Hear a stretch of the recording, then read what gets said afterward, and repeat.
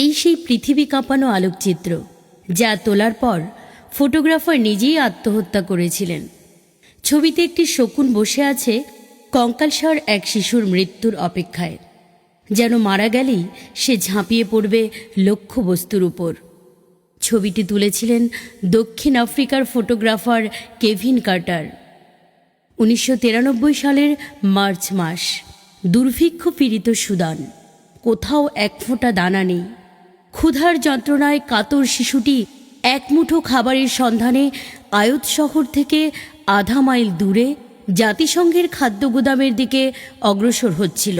এক পর্যায়ে সে তার মৃতপ্রায় নিথর দেহটি নিয়ে উবু হয়ে মাটিতে মাথা রেখে বসে পড়ে।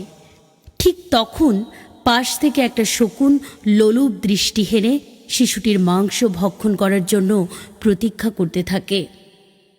এই ছবি দ্য নিউ ইয়র্ক টাইমসে প্রকাশিত হলে বিশ্বজুড়ে তোলপাড় সৃষ্টি হয়।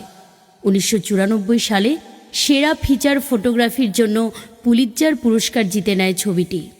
কিন্তু ফটোগ্রাফার কেভিন কার্টার পুরস্কার জেতার 4 মাসের মাথায় মাত্র 33 বছর বয়সে আত্মহত্যা করে বসেন।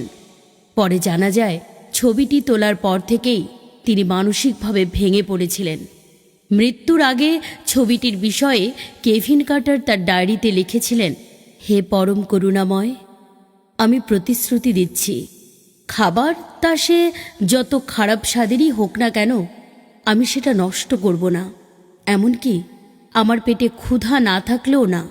আমি প্রার্থনা করি আমরা চারপাশের পৃথিবীর প্রতি আরও সংবেদনশীল হব এবং আমরা আমাদের ভেতরের স্বার্থপরতা এবং সংকীর্ণতা দ্বারা অন্ধ হয়ে যাব না। আমি আরও প্রার্থনা করি তুমি ওই ছোট্ট ছেলেটিকে রক্ষা করবে, পথ দেখাবে আর ওকে ওর দুঃখ থেকে মুক্তি দেবে। এই ছবি যেন মানুষকে মনে করিয়ে দেয় ওই শিশুটির তুলনায় তারা কতটা ভাগ্যবান, কারণ তোমার করুণা ছাড়া কারো ভাগ্যে একটি দানাও জোটে না। বিদায়।